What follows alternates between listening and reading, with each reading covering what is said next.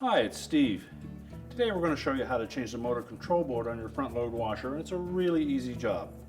All we're going to need is a number 20 torque screwdriver, a small flat blade screwdriver, and maybe a pair of side cutters. Let me show you how we do it. Now before we begin this repair, the first thing we'll need to do is to disconnect power to the washer. Now if your washer is sitting on a base, you can probably do the repair just as it sits. If it sits on the floor, you may wish to tilt it backwards enough to access that lower access panel easier. So pull it forward, disconnect the inlet fill hoses after you've turned off the water supply, remove the drain hose, and then just tilt it back against the wall. Make sure that there is some weight against the wall, and then you can go ahead and remove the lower access panel. Now with the washer firmly supported against the wall, we'll remove this lower access panel. Just simply take out the 3 retaining screws and just support that panel against the bottom of the front panel as you remove the last screw. Just tilt it out slightly at the bottom and let it slide out from underneath the front panel. We'll set that aside.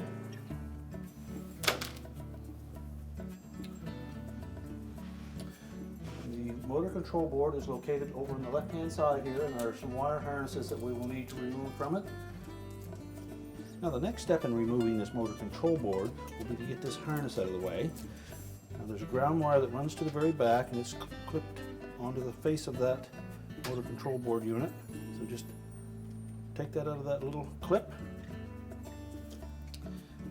And then there will also be a zip tie attached right at this point. And if you don't have another zip tie to replace that with, you can actually take the control board out, pop that zip tie out from behind. We've got lots of them here, so we're just going to cut that with a pair of cutters. Use caution not to cut the wire. Move that out of the way. Now next we're going to lift this little cover on the front here.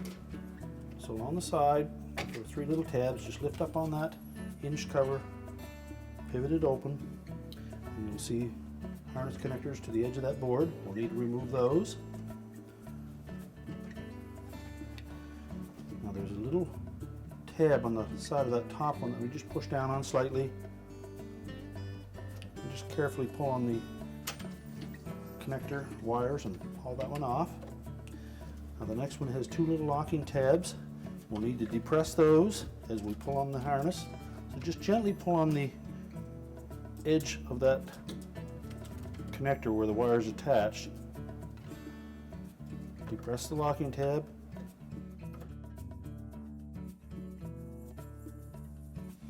And go to the end one, loosen that one. And just go back and forth between those 2 locking tabs and rock that connector away from the board.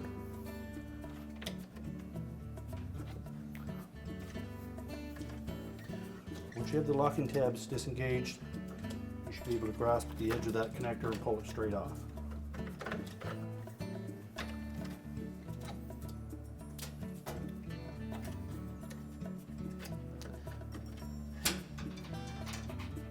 Now they also have a ground wire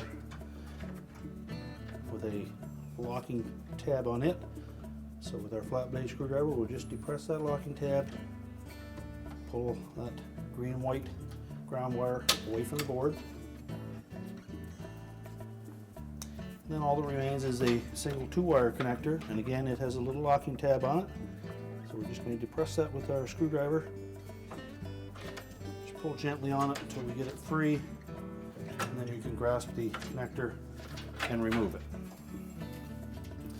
We'll tuck those wire harnesses out of the way, and we're going to take our flat blade, and in this right front corner you'll see a little tab that just sits above the base frame. If you just pry up gently on it, that will release it from the slot in the bottom of the bottom panel, and then we can slide that whole assembly forward.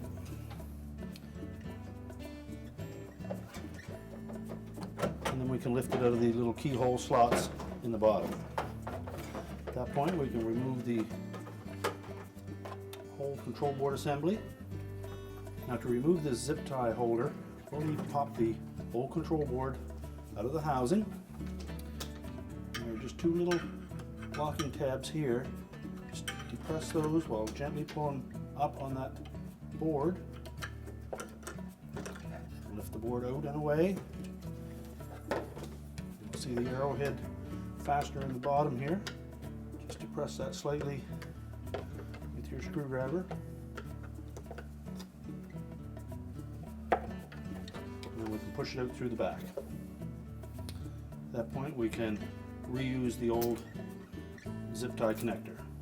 Now before we install that new motor control board, we're going to take that reused zip tie connector and press that into place.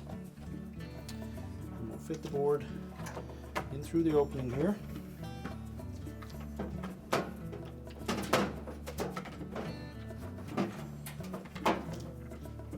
Then we'll line up the 4 feet with the slotted openings in the base.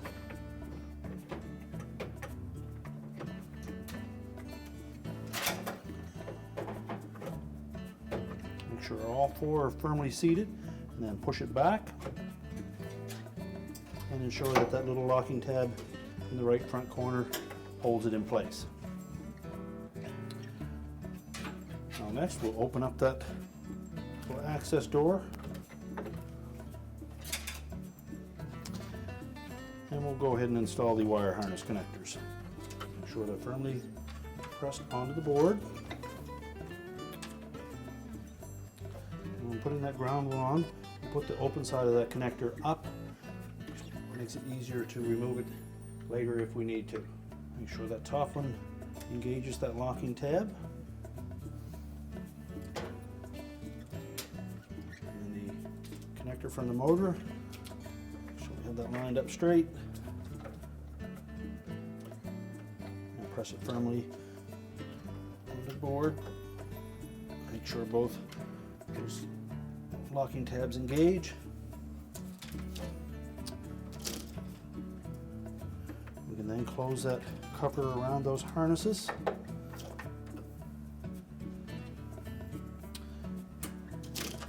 And we have a new zip tie to slide through that opening.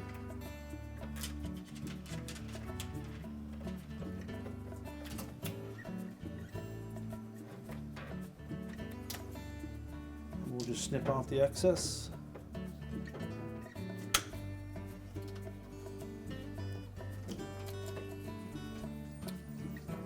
Now we'll put the access panel back on. Now that we have the access panel reinstalled, we can lower the washer back down. We can push it back into place. We'll reconnect our fill hoses and our drain hose. We'll reconnect the power, and our repair is complete.